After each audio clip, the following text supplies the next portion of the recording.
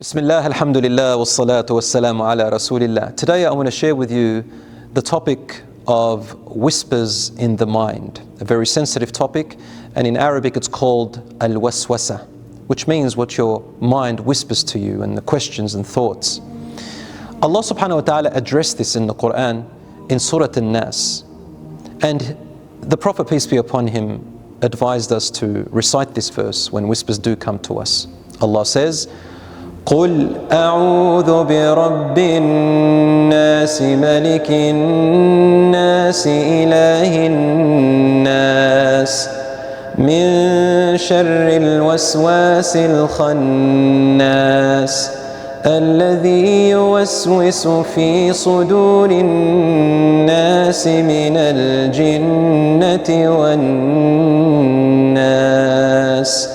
Allah says, say, I seek refuge in the Lord of humans, the God of humans, the King and the guardian of all humans, from the whispers of the whisperers and the sneaky whispering of the whisperers from among the humans and the whisperers from among the jinns.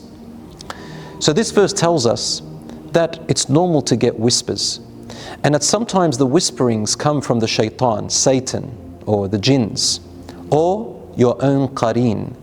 A qareen is a type of devil which the Prophet, peace be upon him, told us, and it's even mentioned in the Quran, which every person is born with. It's a type of jinn that stays with you and whispers thoughts to you to delude you as much as he or she can, whatever gender they are. And you also have angels, which the Prophet, peace be upon him, said, who also whisper good thoughts into your mind. Whispers can become obsessive. They can lead a person sometimes to mental illnesses, and sometimes we need help. The Prophet, peace be upon him, said that there will come a time where people will begin to question too much about things which lead to senseless questions which benefits them nothing, and questions which go around in circles.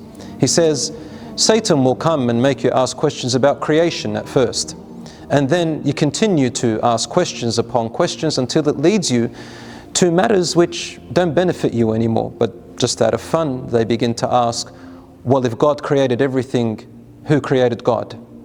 You see, the problem with that question is that when you say the Creator created everything, then the question is wrong to say, well, who created the Creator? It's like saying a triangle is a triangle, can a triangle be a square?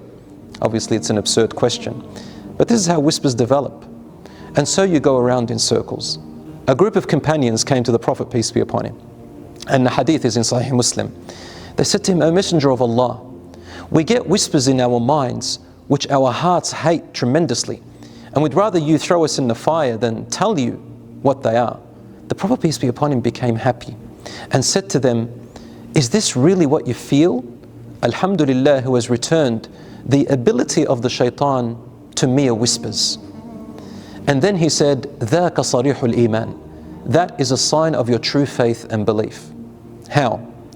When they came to him concerned about those whispers, and that those whispers are frowned upon by them, and they don't believe in them, and they don't want them to stay there, it showed that their faith in their heart rejected it. So the Prophet, peace be upon him, is telling us that when whispers come to your mind, it doesn't mean that that's who you are. It doesn't mean that that's what you believe. That it even happened to the companions. Now we've dealt with the companions, we've dealt with the Shaytan and the jinns and the qareen. But the verse of the Quran also talks about people who cause doubt in your mind and whisper from the humans. They're a little bit harder to deal with. The humans who come and whisper to you may cause doubts. You may say, A'udhu billahi minash shaytanir rajim. I seek refuge in God from Satan the outcast. But the human will stay there. They're the people who throw into your mind doubts upon doubts upon doubts. The scholars said, if it's not severe, then go back and read the Quran, learn the meanings of the Quran, and inshallah, it reads you and it brings you back to guidance. But if the problem stays, then don't leave those doubts in your brain, especially if they've got to do with faith and belief. The scholars such as Ibn Taymiyyah said, go and ask people of knowledge and scholars and present to them what these thoughts are, and gain more knowledge, understanding and counter arguments to them. And inshallah, they will be destroyed. Brothers and sisters, some people do develop into some kind of mental illness which becomes a problem, and you may need to seek someone beyond a scholar or a sheikh. So please also try out a professional therapist, and I do advise to go to a Muslim therapist who knows their religion a little bit better, because they can give you two anecdotes, the one from Islam and spirituality, and the other one from their professionalism and their knowledge.